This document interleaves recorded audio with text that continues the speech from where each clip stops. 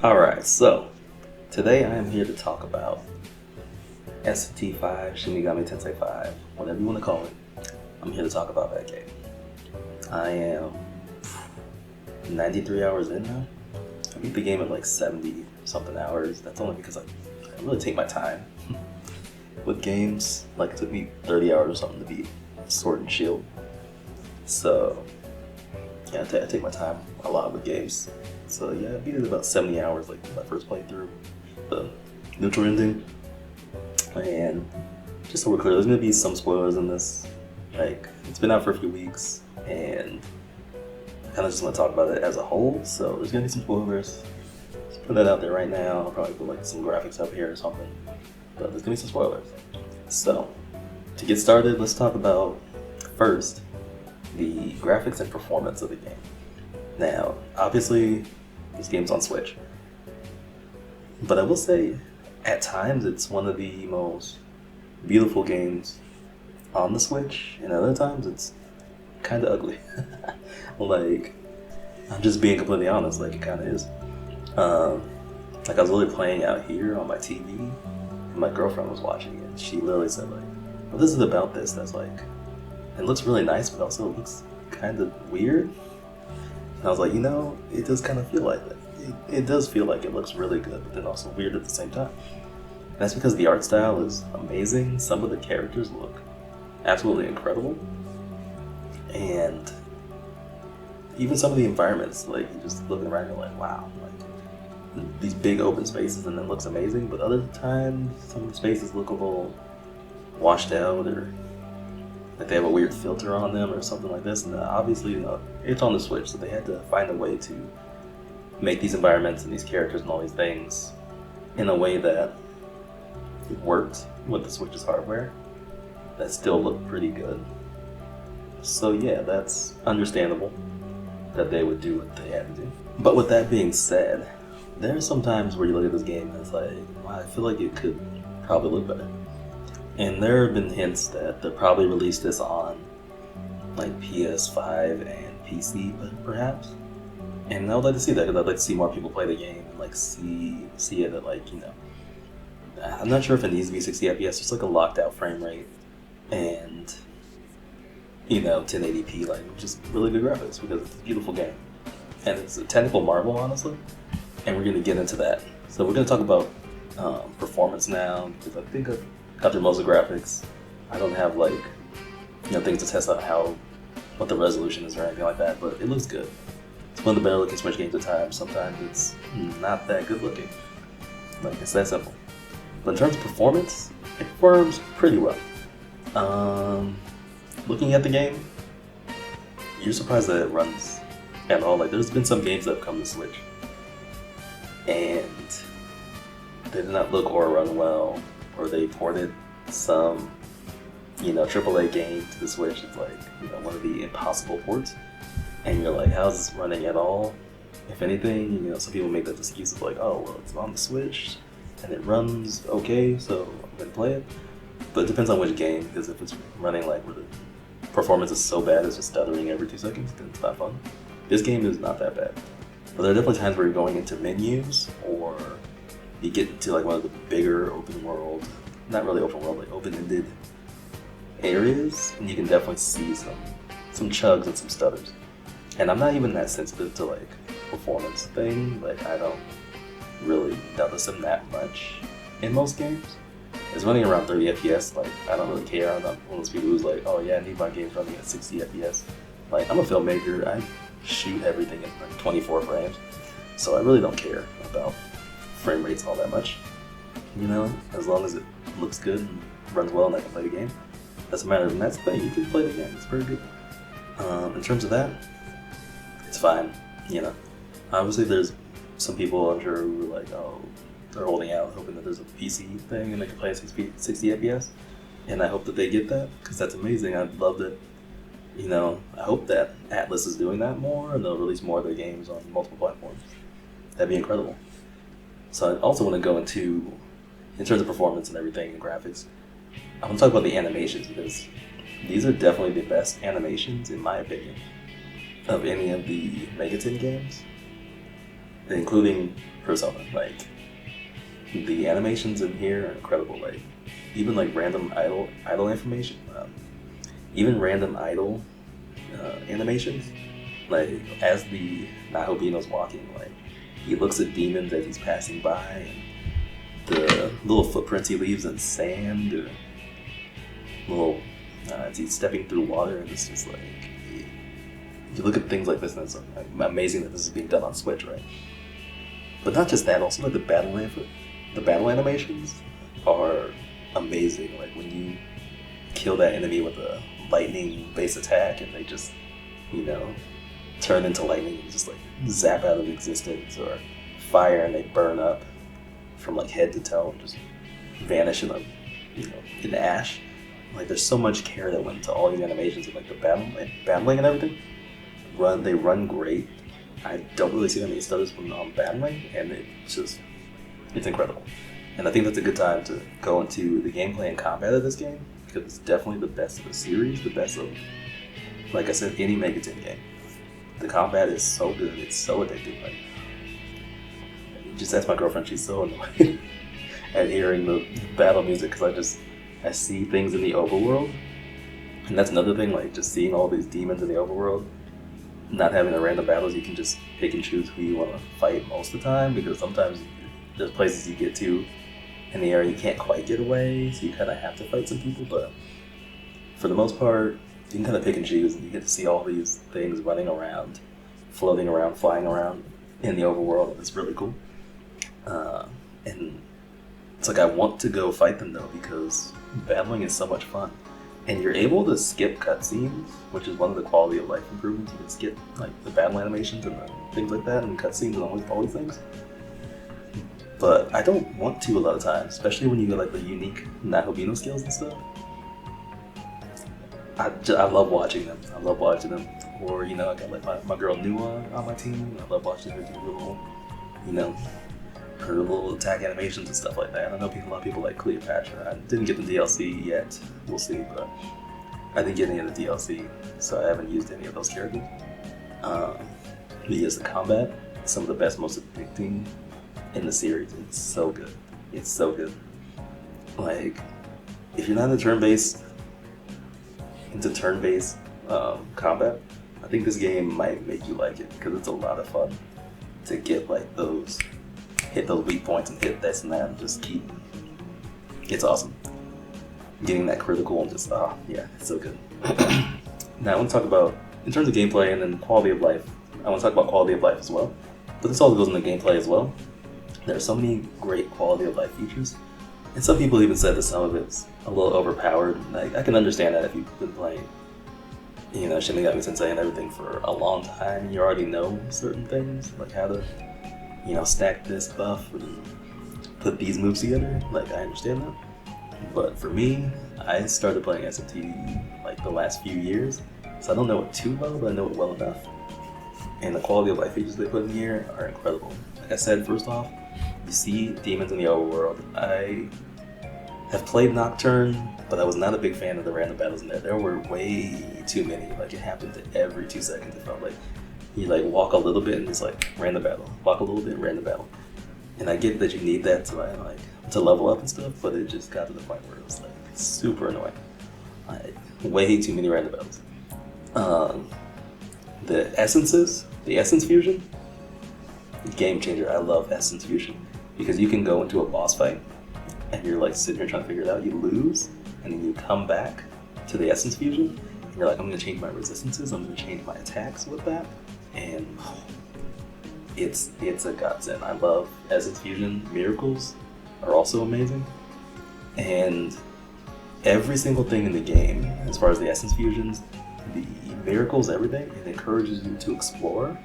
So the game design on that is actually very incredible. Like, I love how they did that. It's like, I'm gonna go out here and I'm gonna get the little yellow orb things, so I can get some more items. I'm gonna get some extra, I don't know, some potions and medicine or whatever, or I'm gonna get a new essence so I can put it on the current demons that I have. So you find yourself trying to find ways to get up someplace to get like a Mimon or the little silver box thing so you can get some more glory and then get some more miracles, you know? You find yourself trying to fight the absences so you can get, unlock more miracles. And it's awesome. It's actually incredible. So the quality of life features in this game, as well as like they have different difficulties. So like I played on normal on my first playthrough. I'm doing New Game Plus now, playing on hard. And even the New Game Plus, it's like they have these choices you can make where you can start off with less stuff than you already had when you ended that game, or you can start off with the same stuff. And it's just like small things like that. So you can do like different playthroughs where you're like, I'm going to start off with the demons and all this stuff that I already had, or you can say, no, I'm not going to start off with any of that. And I'm doing like a completely new game with a new level, whatever. So they give you like so many options. And I know some people are like, oh, SMT is supposed to be hard. You can't have a casual difficulty and blah, blah, blah. You can't cater to casual people, but it gets more people into the game, and if more people get into SMT, more SMT games sell, and you get to play more. So I don't have a problem with it. But with that being said, we're going to go into the characters, the story, and like the end game and all of that. I'm going to say that the weakest part of this game, for me, other than a few of the performance hiccups, are the characters. And it's not really all the characters, because there are a lot of characters that I did like. I'm a big fan of Nua. I do love Shohei Yakumo, even if some of his beliefs kind of seem a little contradictory sometimes. I like the Nahobino. I know it's a silent protagonist, but I mean, you hear him talking when he does like his attacks, so I'm fine with it. I don't have a problem with silent protagonists. I've been playing Zelda games for a while, but I don't think anybody cares that much that Link's silent, so you know what I mean? It doesn't bother me. Big fan of Nua. I like Nua a lot. She's a great character, and that's like her whole kind of backstory and everything. And yeah, I don't know. She's great, and I have her on my team now, and I enjoy her design and everything. She's a very good character. So that brings us to kind of our friends and everything. There's Tao, who her character has a good arc, I feel like, where she kind of starts off as your friend, but she has this like kind of mysterious power. She, spoiler alert, dies. It says in Shin Megami Tensei people die. That's what happens. And then she comes back later as like basically a demon that helps you, and I like that arc for her.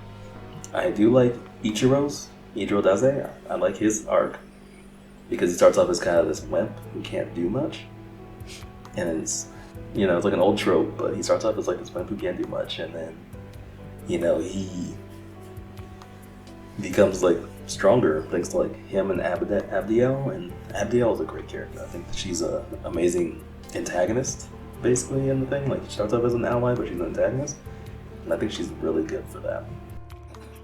And two of the weaker characters for me were both Yuzuru and his sister. They didn't use him as much as I thought they would. Like his connection with Tsuyomi, I think his name was, the prime minister who ends up being, spoiler alert, one of an old god, like, and then he becomes a Nahobino with him and all that. And I don't know, I expected him to be in there more, like at least as much as Ichiro does it. He wasn't, but it happens. I think that happens in a lot of Atlas games where of a certain character as you would like, and then they'll probably make like Shin Megami Tensei 5 like their Apocalypse or Royale kind of second version of this, where we'll hopefully get more. And then another character who I really liked was the redhead girl, Saori. I really liked her design first off, and I do like her arc of like her being bullied and her kind of being seduced by Lamu and everything, and becoming a Nahobino with him, not really by her choice, kind of by her choice, but not really by her choice, and then you end up having to kill her and blah blah blah. And even though it seemed kind of quick, like there was a lot that led up to that. So I did like her arc, But I would like to see more of her. So maybe another game, because you think about Shin Megami Tensei 4 Apocalypse, and I know a lot of people don't like that game, but I actually did like that game. It was kind of like a different branch of the Shin Megami Tensei 4 story.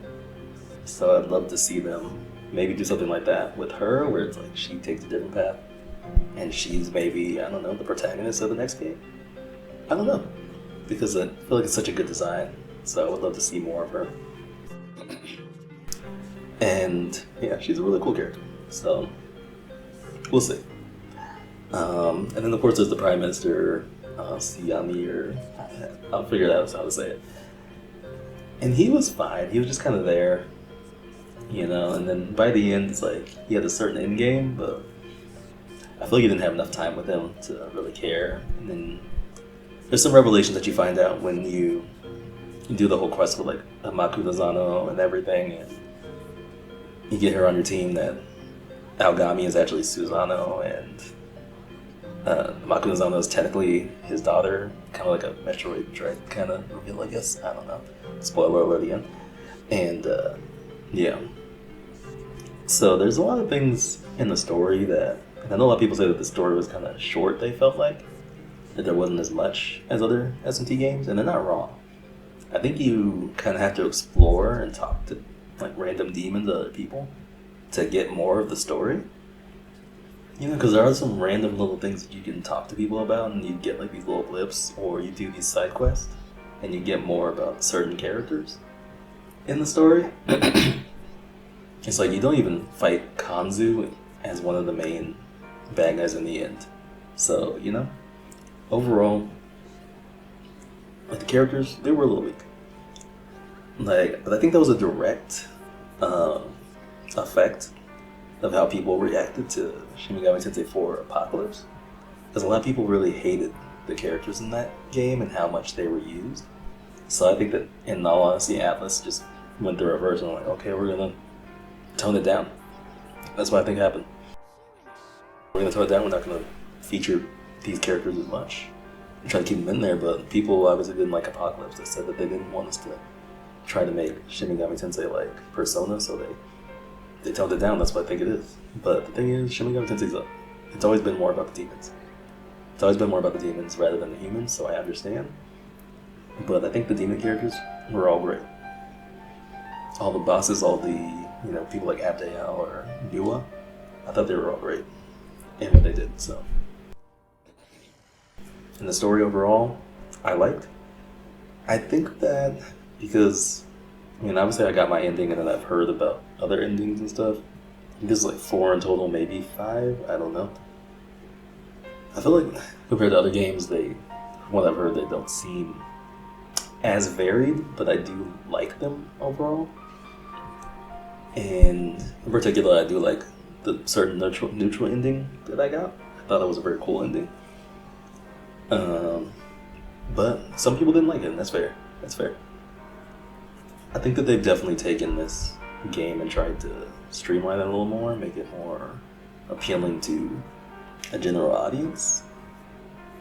And I said this when Sword and Shield came out, Pokemon Sword and Shield, because this is like a game that's only been on old hardware until now. It's been on PlayStation 2, and then like on the DS was the last game they were on. So it's like this is their first foray into like making a game built from the ground up for Switch, you know what I mean? And unlike Sword and Shield, you can tell that they did a lot of work in the animations, in the graphics, in making sure that this game performs well.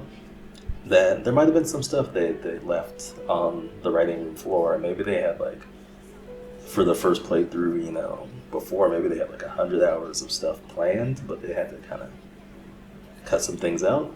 I think it's very possible, and we'll probably get more of that in, like I said, if they make a Royale or Apocalypse style game, which I'm sure they will, that's what they usually do. We'll get all that stuff, if not even more than that. So I'm not too worried about it. And the game that I played, like I said, I'm 93 hours in, I'm having a blast. And I think the story was actually very good, I thought it was great. the route I took was with characters that I really enjoyed, so I liked it. I like those characters, and I like that. I like the story, I like the ending, and it just all looked great. It was fun to play. So with everything that I said here, basically, would like recommend saying Shin Megami Tensei 5. And all I'd say is that it depends on what kind of player you are. If you're like brand new to Shin Megami Tensei, I think this is a good place to start, to be honest. Shin Megami Tensei 4 can be kind of punishing when you play that, because I played that and it was like, yeah, it's like literally from the first dungeon, it's pretty punishing. But it's not super hard. It's like after that, you kind of get the mechanics down if you just learn at the beginning what you have to do. For Apocalypse, I think it refined the combat and everything in a very good way. And then SMT5 just built off of that. It's really good, and they put so many quality of life like things in here, that I think it's very accessible to a lot of people. I don't think you need to know like any of the other games before. Like if you played Nocturne, I think that kind of helps the experience a little bit. It definitely did for me, because there's a lot of connections to Nocturne in Shin Megami Tensei 5. But that's a discussion for later. But yeah, if you're a veteran and everything, I think that in terms of gameplay and story, this is still a very good game, and it's obviously, in my opinion, the most technically impressive and beautiful game of the series so far, in all of Megaton, to be honest. And in terms of story, I mean, you think of things like Persona 5 and Persona 4 Golden, Shin Megami Tensei 4 Apocalypse, and I know even Nocturne and other things before that. In terms of story, there have been stronger ones, and especially when you talk about like endings and stuff. But overall, and then with the exploration and everything, just all the characters and like demons and everything that they brought into this to me is like one of the best. So it was a lot of fun. If you as a veteran, obviously, if you've been playing since like Shin Megami Tensei 1 or something, you might find this story overall weaker. That's fair. But I'll say give it a shot, just because it's so fun to play, like the gameplay and everything. So yeah, if you haven't yet for whatever reason, definitely play this game. But yeah, that's all I have today. I just needed to talk about this game because there's a lot going on in my mind after like 93, 94 hours, and I just needed to talk about this game. It's incredible, and I'd highly recommend that you get it. All right, I'll see you on the next one, and peace.